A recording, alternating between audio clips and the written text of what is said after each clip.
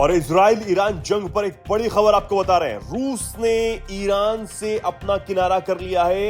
Israel से जंग में अब ईरान को अकेला छोड़ दिया है। ये बड़ी जानकारी आपको दे रहे हैं।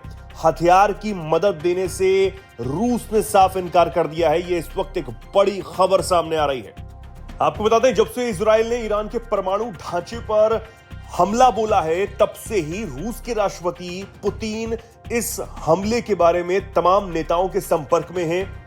इजराइल की तरफ से ईरान पर किए गए हमलों के ठीक बाद पुतिन ने ईरानी राष्ट्रपति मसूद पेजिशकियन और इजराइल के प्रधानमंत्री बेंजामिन नेतन्याहू दोनों से ही बातचीत की थी और हालातों की जानकारी उनसे ली। यही नहीं, खबरों के मुताबिक रूसी राष्ट्रपति पुतिन ने तमाम हमलों के लिए इजराइल की कार्रवाइयों की निंदा भी की थी और ईरान के नेतृत्व और लोगों के प्रति अपनी संवेदनाएं व्यक्त की थी।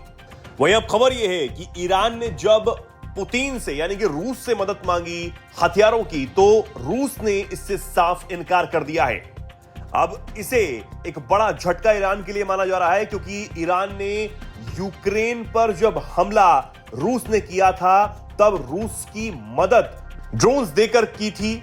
अब यह झटका ईरान के लिए माना जा रहा है, क्योंकि रूस की मदद ईरान ने यूक्रेन पर हमले के लिए की थी और रूस को कई ड्रोन्स उपलब्ध करवाए थे, मदद की थी। और अब इसके बदले कहीं ना कहीं वो ये समझ रहा था कि इजराइल से जंग में रूस भी इसी तरह हथियारों को देकर उसकी मदद करेगा।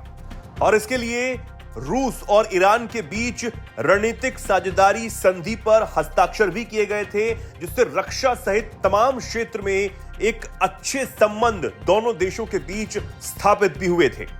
ये जो संधि दोनों देशों के बीच हुई थी, समझौते पर जनवरी में ही दोनों देशों के राष्ट्रपतियों ने हस्ताक्षर किए थे और 2 महीने पहले रूसी संसद ने इसे मंजूरी भी दे दी थी। लेकिन अब इसे लेकर कई सवाल ये खड़े हो रहे हैं कि आखिर ईरान को जब मदद की जरूरत पड़ी तो रूस क्यों सामने नहीं आ रहा है। तो आपको बता दें कि अपने महत्वाकांक्षी नाम के बावजूद ये संधि आपसी रक्षा समझौते की स्थापना करने में बिल्कुल विफल रही है और यह किसी भी पक्ष को हमले की स्थिति में सैन्य सहायता प्रदान करने के लिए बाध्य नहीं करती है, यानी कि बिल्कुल भी बांधती नहीं है। इसके बजाय यह केवल दोनों ही पक्षों को अपने विरोधियों की सहायता करने के परहेज करने के लिए प्रतिबद्ध करता है। तो इसीलिए माना जाए कि रूस ईरान को हथियारों की मदद करे या ना करे, लेकिन वो इजराइल को मदद नहीं करेगा।